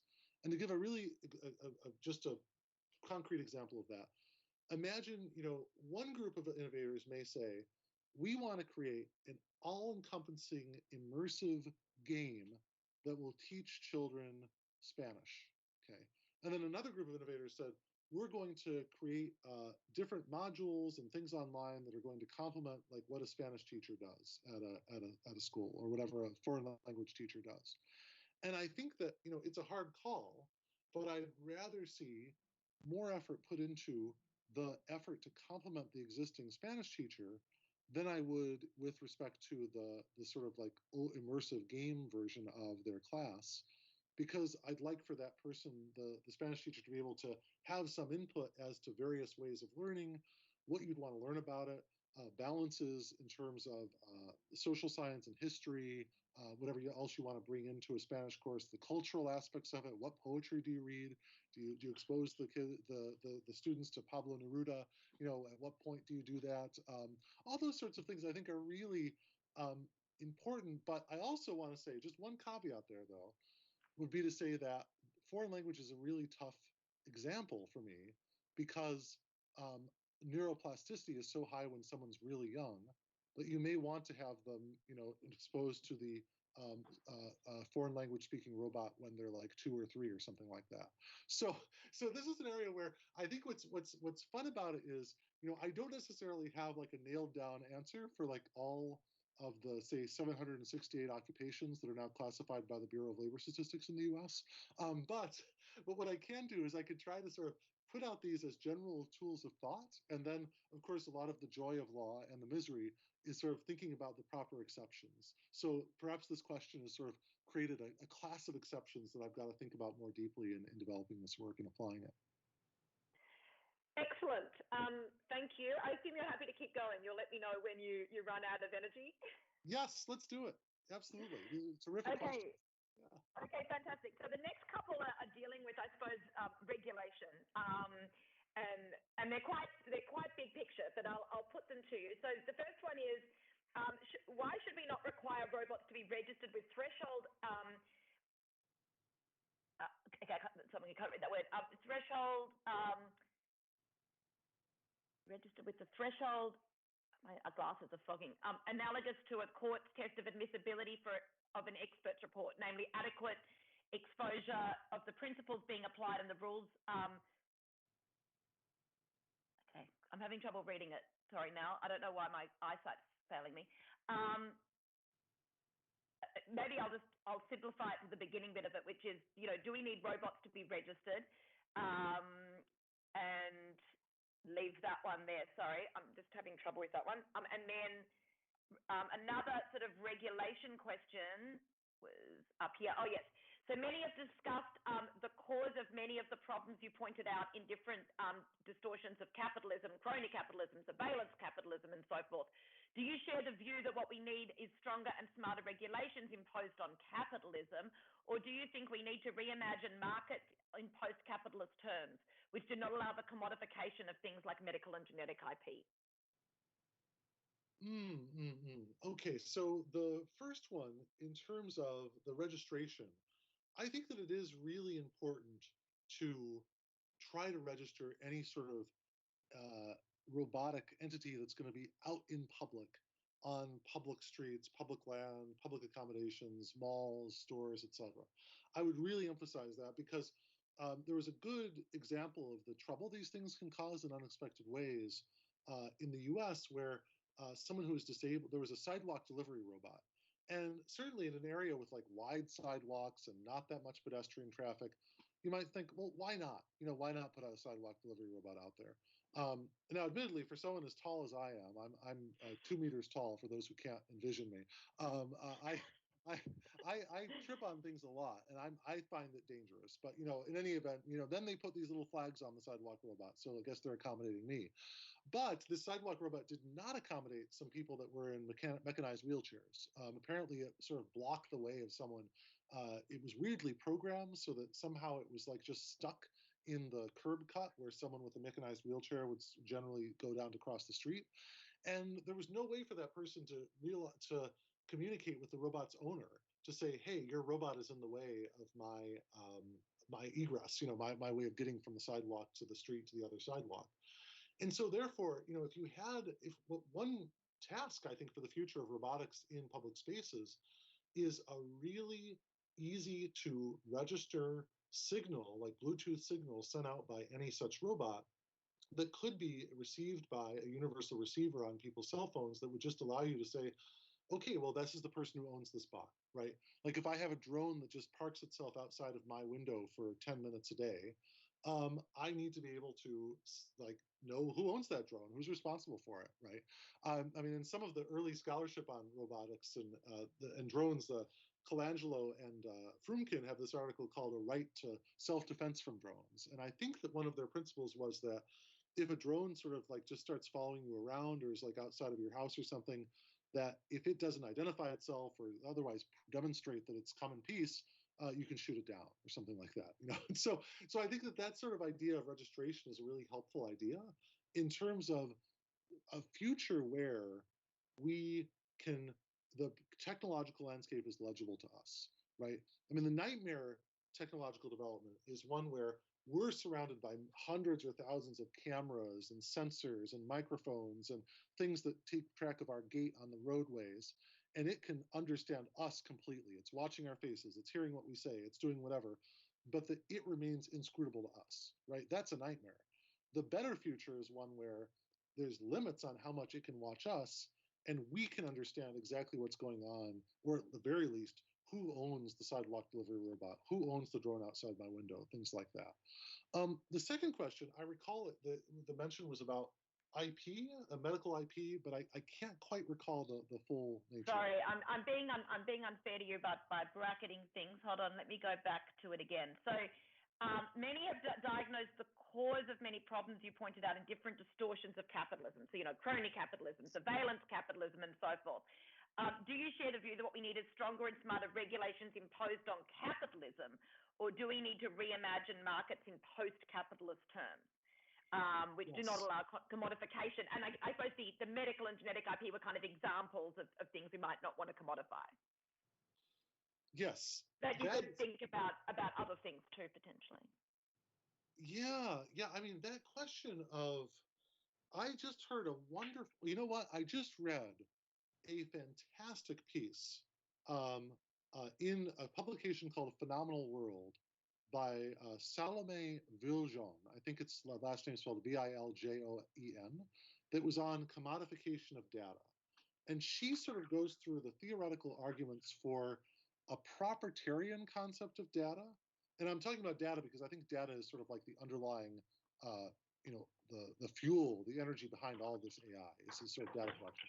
And so she contrasts a proprietarian view that we should all get paid for our data and that we should all sort of have individualized control over our data with a more egalitarian, state-led or dignitarian view that says that we need to politically decide on what's the proper use of data and what's improper use. And I think that, she gives both really good examples for why you would want to keep certain elements of like a capitalist framework to encourage the collection, analysis, and use of data to sort of create some reasonable returns for those activities, but also why that also has to always be bound by basic concerns about the dignity of human people and inalienable rights to certain protections for your data and against certain ways of looking at your data and ways of analyzing and using your data. And so with that, I mean, I think that the question of the relative role of markets is a really tough one. I think that my general perspective on that is that we need a lot more governmental leadership to solve the hardest problems right away. And I think that, Australia right now is a very great example of, government like basically leading the country to a beating something, the coronavirus, that like certainly my country has no idea. Or I shouldn't say we have no idea. We have a big political conflict and people in power are not willing to do what it takes. And a lot of Europe apparently is not willing to do what it takes, but like a lot of in Australia, New Zealand, Vietnam, Taiwan, South Korea, China. And I think that, looking at the role of government in leading those efforts I mean, of course, there are some people who write the history of like Hong Kong and Taiwan as being one of like bottom-up coronavirus control, but having presented work in those places, like I really have a sense like at least in Taiwan, like, again, huge governmental role. That governmental leadership is going to be essential to getting to anything near the type of future that I articulate in the book. And one reason, by the way, I write the book, with such an international perspective. I mean, I should say that like this book is way more international than Black Box Society. It has far more examples outside of the U.S. Is because I see the possibilities for that happening as being much greater. That sort of state leadership in markets being much greater outside of the U.S. right now. So yeah, but I mean, I am not willing to sort of at this point. I'm not like socialize the data. I think Evgeny Muratov has a very interesting piece in the New Left Review called Socialize the Data Centers. I'm not there yet, but I do think, and this will be my final point on this, is that just as with pharmaceuticals, after 20 years, they fall into the public domain, or all patented materials fall into the public domain, we have to think very seriously about maybe having like a 5-10 year limit on exclusive control by big tech firms of very valuable data. Because as long as it can be anonymized and de-identified, and then can feed into larger social projects, I think that's really important. And we can see that with transport data, other forms of data. It's really critical to say we don't want just 9 companies in the world leading this sector. We have to, as Roberto Unger says in his book, The Knowledge Economy, make it the most advanced means of production much more widely available. Yeah, I could challenge you on the idea of the concept of de-identified data, but I might take that one offline. So here's another question that also deals with, I suppose, the sort of broader economic issues. So in the Battler mag, Lizzie O'Shea makes the point that the conceptual distinction between skilled and unskilled labour to a significant extent is a construct of our economic system often used to justify inequality. From your commentary on the cost disease, it seems there are few in automation discourse who challenge this distinction. Rather, it is being locked in place. Given the alternative workplaces one can imagine for factory line and hospitality workers, among others, should automation discourse be doing more to challenge this distinction and establish a dignified role in society for all? A fantastic question. And, I mean, and certainly a profound challenge to any sort of easy distinction between sort of the automatable versus non-automatable positions. And I think that I do agree that the concept of skilled versus unskilled labor is an extremely contestable and questionable one, and probably circular. I mean, and to explain the circularity, usually, I think in economic discourse, the logic is skilled labor makes a lot more money than unskilled labor because you earn the skills, you invest in education, you invest in you are more meritorious, and therefore you make more than a person who lacks those skills. Whereas if you look at the work of Ha-Joon Chang in 23 Things They Don't Tell You About Capitalism, he talks about examples like comparing the wages of a Swedish taxi driver and someone in Calcutta who's running a rickshaw. And he says, really, like carrying a rickshaw or driving a rickshaw in Calcutta takes a lot more skill than driving the taxi in Stockholm. But the person in Stockholm makes 50 times more. Why is that? It's because of social institutions. It's not because of the inherent value or skill involved in doing one or two of those things. And so I think, and it's of course because of the relative wealth of the two countries involved, which again comes down to very highly contestable and politically charged questions of, is this country wealthy because it has been democratic, has had good institutions over time, or are these sort of vestiges of colonialism and other forms of extraction, right? And so that I think is a fantastic sort of starting point. And certainly I think that in the book, when I sort of start to think about transitions for those that are in highly automatable fields, part of what I specify is that the transition is not just about job training to maximize human capital to increase returns, which I have heard is behind some education reform programs, where there's a discouragement of people doing humanities degrees and encouragement of people doing engineering degrees on the theory that the engineering degree will make more money, or somehow is more socially clearly more socially valuable in all cases. I don't think that it is, and I think that we have to question those sort of dichotomies. But I think that what I say in the book is that we have to ensure that the transitions out of these more automated fields include education about what happened, and education about why it happened, and whether that was a good thing or not, and sort of sustained reflection on that, and where the future goes.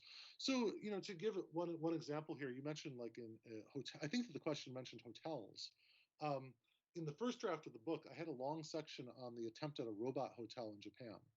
There was actually a hotelier there who I think did a hotel called Hotel Henna. And if you sort of Google it, you can see he replaced the front receptionist with like a dinosaur robot and a kawaii, a cute, sort of a cute doll robot. And then, or I think in the rooms, there was sort of a thing that was sort of meant to converse with the guests or be almost like a concierge, et cetera. And there was a little robotic suitcase carrier, et cetera.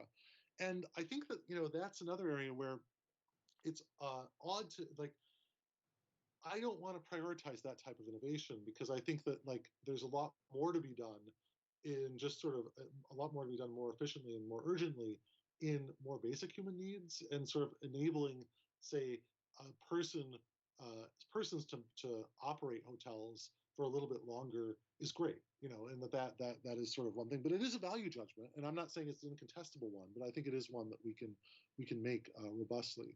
But this question of sort of like trying to find the dignified role is, or recognizing the inherent dignity and worth of all existing labor and trying to encourage that into the future is a really critical one. And I mean, if I can be indulged, a personal reminiscence. My father sort of started his work career, or he started his work career as a teacher, but he also was a steel worker. And those jobs went away. They were either automated or outsourced, and then was a retail worker, and was sort of doing things sort of like the glue between the management and the sort of frontline workers. And it was always interesting to talk with him at the end of the day about his experience of the workplace, because it was clearly not a high status job in any respect. It was often he was working the night shift, often just sort of trying to ensure that the people that were the cashiers or those stocking the shelves were, looking after that, et cetera. But there was clearly a certain way in which, you could imagine automation of the job, but you could also imagine a lot that it would have missed in terms of connecting to customers and connecting to those workers in the store, and sort of making everyone sort of feel as that they were part of a collective enterprise together. And so, I think that's going to be another area for contestation. I mean, I did focus on some of the more really dirty jobs that I shouldn't say involve a lot of arduous, difficult, dangerous physical labor, right? I mean, one of the things that I was just is looking through in working and researching the book was sort of the number of injuries on manufacturing lines, or on in farms or in mines. And I mean, it's pretty chilling, right? I mean, it's certainly something that even if there is a sense of identity in the work, and like mining is the big one in the U.S. right now in terms of coal mines, at least, there may be a lot of people who have a lot of identity as a miner, but it reminds me a lot of Lauren Ballant's idea of cruel optimism, which I think is sort of in some ways an adaptation, and a more palatable adaptation of theories of critical theory of false consciousness, where having a desire to be continually exposed to coal dust that leads to black lung among many of the people in the mine. That's something that I hope that automation can reduce those sorts of risks for people, and that we are wise enough to be able to invest in other opportunities there. But it may well be that like the universal basic income ends up being the better option for especially for people that are finding it very difficult for transition. And so that's always got to be an open question, whether that's an option and how much of an option it should be. Okay, thanks, Frank. We probably only have time for a couple more questions. So we've got so many good questions that I will send you the full list at the end. We have a great comment, by the way, before the question, which was the idea of AI identifying itself in the same way police officers do and are required to when they enter a house, and sort of coming up with something similar. But here's a question. So this is someone who's been very interested in the public discourse on AI in the West and Europe, and finds that dominant discourses tend to frame the problem of AI in a way that excludes any emphasis on crucial questions of ownership, control, and the public interest. Public discourse also tends to divert attention from known problems of inequality, discrimination, and bias of data analyzed algorithmically that lies at the heart of AI systems. When these crucial questions are asked, they are only addressed through the AI ethical framework that has little to say about the structural inequalities on which AI is built. How can we attempt to challenge such dominant discourse? What tools do we have as academics, journalists, and activists? I was going to start by saying by writing books, but perhaps as someone who has done so, I'll hand that over to you. Wonderful question, and I mean, very important question. I mean, I think that there's a danger. I mean, it's so interesting to think about. I'm going to make a comparison to the privacy community, right? So I've sort of watched over my career. I've watched privacy in the U.S. and Europe. I haven't watched it as closely in Australia, but in the U.S. and Europe, as this field that began as sort of a somewhat sleepy backwater in the legal academy and compliance, and then it really started growing, especially with the GDPR on the horizon. There became all of these sort of big conferences and certifications and checklists and other things that were sort of being done to promote privacy.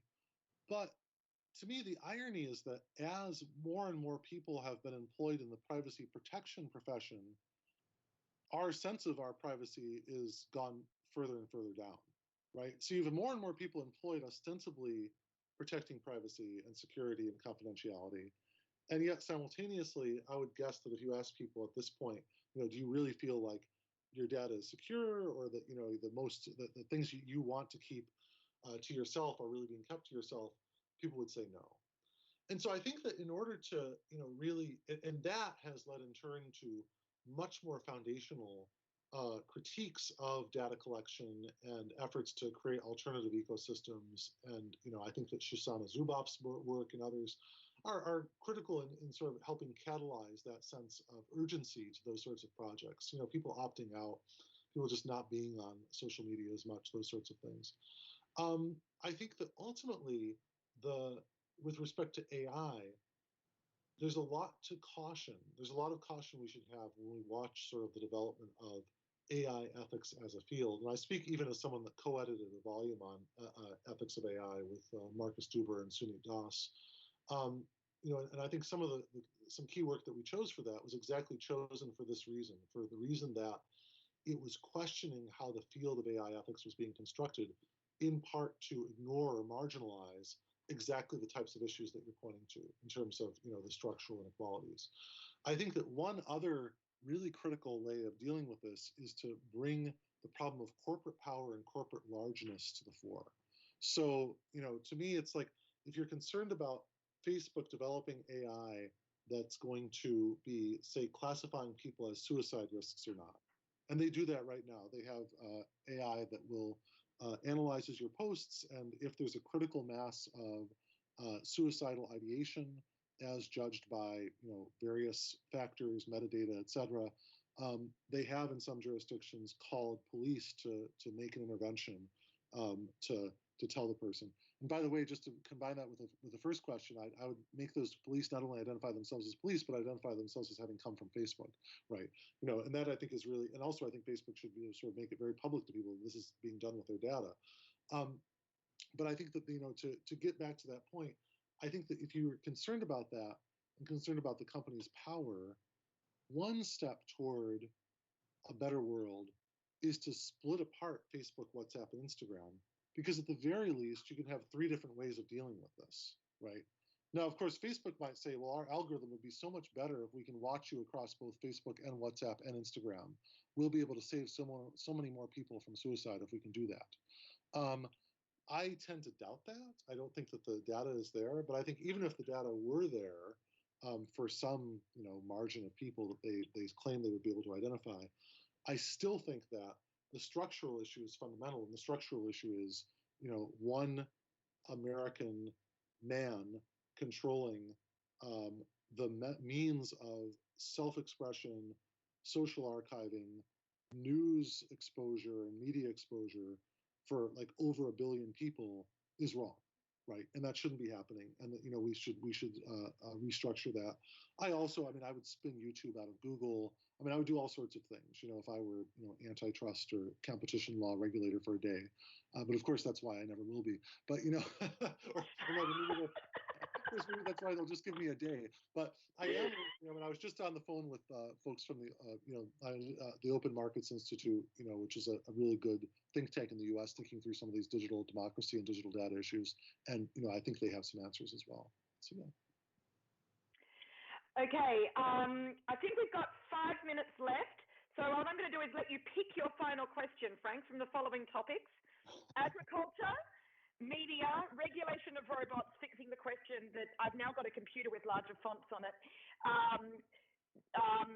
timing of how far ahead these developments are, the Boeing versus Airbus question, or how you would advise Elon Musk. You know what? I'm just going to quickly say I did see the agriculture question, which was a very good one, and I do want to look clearly at the sort of intensive agriculture, and I'd love to follow up on the literature there, because I think it was a very powerful, important question about sort of assumptions we might make and where there might be over assumptions about productivity of machines versus persons. But since I've been thinking, barely got to talk about the media, and since it's so important to me, let's do the media question. Okay, hold on, give me 1 second.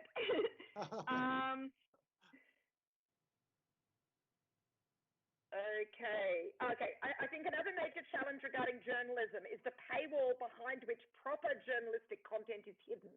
AI tends to prioritize free content and clickbait, and when legitimate news sources are listed, they're often subscription only. How do we address this? Such a terrific question, and it gets to the heart of the data issues involved, right? I talked earlier about sort of lack of minority data in medical databases. This is another critical problem. And I think there's one answer that comes out of the IP field is from Amanda Lewandowski, and building on work that sort of is about automated reading of information. That work would say that it should be an exception to copyright to include in mass databases the parsing of all work that's out there. Okay, and so there's copyright law in various jurisdictions that sort of allows Google to compile its massive archive of web pages, unless somebody puts a robots.txt tag on their web page. But that really doesn't solve the problem, right? Because the real problem is that journalism behind the paywall won't be there any longer if we just allow big intermediaries to just suck it all up into their Google News or Facebook feed, and then just be able to dominate and set the terms of how much advertising revenue the entities get. So I think that the fundamental answer there has to be something along the lines of rules requiring fair sharing of the revenue generated online that would bring some of that revenue back to the entities that are behind the paywall, because it's absolutely a terrible problem, right? We have so many situations where the free information is out there, it's easy to find, and it's got an agenda. And that's one of the first things I mentioned in all of my classes where students are writing papers. I say, I want you spending most of your time behind paywalls and library databases, precisely because so much of what's online is just going to be, you're just going to be presented with somebody has an agenda. You write a paper about smoking regulation, and probably the first 10 results are going to be from entities that are funded by the tobacco or something like that. Or even if the first 10 results aren't, you're going to have a vastly more exposure to that than to, for example, well-curated databases that took money to do the research, to put together, et cetera. And so I think that that is a real issue. And I think that, thinking about the news, trying to, I would say it's even so important. Now, of course, one last point here, though, about the funding is I'd compare this problem to the problem of taxing robots. Some people have said that we should tax robots in order to pay for universal basic income for the people replaced by robots. I think that actually is missing the key point, which is that actually we should encourage a lot of robots in many different fields, but then tax the wealthiest and then sort of redistribute in that way. So rather than taxing robots, tax the wealthiest. I think that with respect to the automated search engines and social networks, there, I think it's a harder question because to some extent the search engines and social networks are causing the problem. And so maybe you want to tax them almost to reduce their ability to take over more areas of the economy with all the money that they generate from dominating other fields. But still, we should balance that with also just general redistribution from richer corporations, individuals to those who are struggling, which includes many journalists nowadays. Thank you, Frank. On that last question, I'm going to have to reply with a quick shout out to my colleagues at Ostly who curate Australian legal information for free online. So you can have the sort of benefits of both. But that was fabulous. We are going to have to wrap things up there, both so Frank can go to bed tonight and because I think our time's up on the official meeting. But can I end by expressing my gratitude, Frank, not only for a fabulous presentation, but an excellent array of responses to a range of very hard questions, and a lot of material to think through. I can't wait to get your book. I promise everyone I will follow up with a link to the book as well as the sort of Frank recommended reading list. If you can send that through, not necessarily tonight, but in the morning's fine. But thank you so much for joining us in our time zone. And a fabulous, fabulous talk. Thank you. Thank you, Lyria, and thanks to everyone in the audience. Thanks to UNSW, and just a delight to be in conversation. So thanks. Thank you, and good evening. And for everyone else, have a lovely day, and thank you very much for joining us.